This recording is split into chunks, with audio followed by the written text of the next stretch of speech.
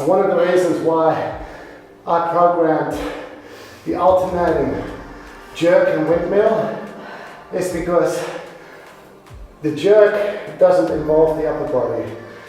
The jerk is lower body, which means that we're not fatiguing the shoulder for a press, because we're already doing lots of windmills and just stabilizing that weight during going down and up in your windmill. So we don't want to tax those shoulders in the beginning. So that's why we put a jerk in to get that weight overhead. Alternating because we don't want to fatigue one side. Okay, so we do one side, we move to the other side gets a break. So if your windmill takes 15 seconds, it's like every 15 seconds one side gets a windmill and the other side gets a break. So that's the great thing about programming alternating. You got to think about these things. That's why we were able to do 12 minutes.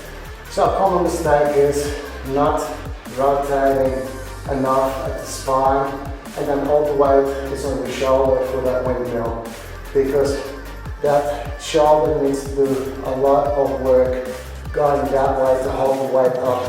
Whereas if you go to thoracic rotation, the weight will stay above your shoulder, basically. Another mistake, a common mistake with the bend over row, is rowing into the shoulder, which is a curl. And if you're feeling it in your biceps, that's what it is. So it could be that, hey, you know what you're doing, you know that you need to pull that elbow back, you know it, and you can do it, but it's fatigued. Like you got a weight too heavy, or you've already done too many reps, then you need to just put it down and you need to stop and rest and recover.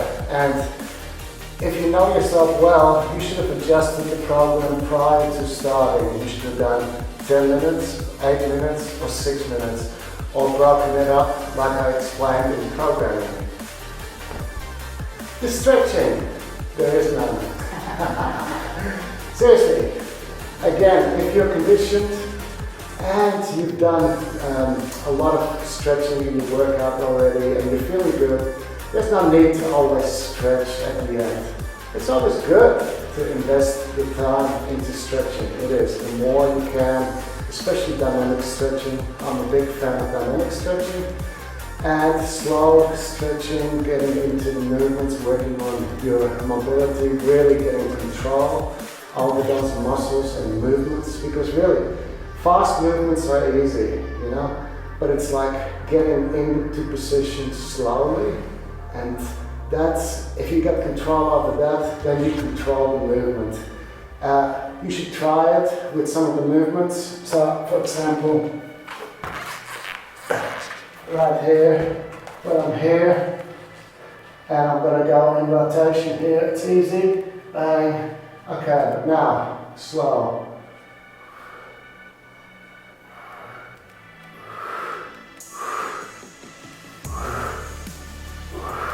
Then while I'm here, I even use my shoulders a bit here, my arm moving, going through those sticking points, and slowly back.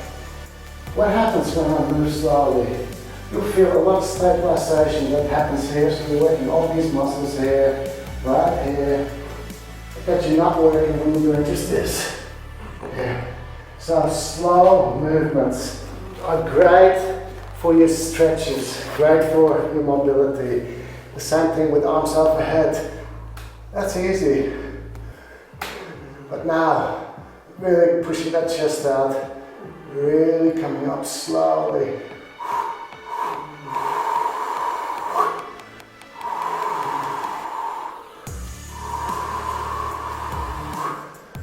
That's what you want to work on, and that means you got control over your muscles and over the movement, not fast. So, fast work is also good for other things, obviously. So when we program swings that we want to be done powerful, with power behind it, then you should work fast and there should be power behind those swings. And you also got swings that are less powerful, which is like the pendulum swing, which is where you're using more of the momentum and just going along with it. And you got a hybrid in between as well. So my point is, there are different modalities that you want to work on, and you should work on each one of them over time. We're done. Hey, Mr. Snorer.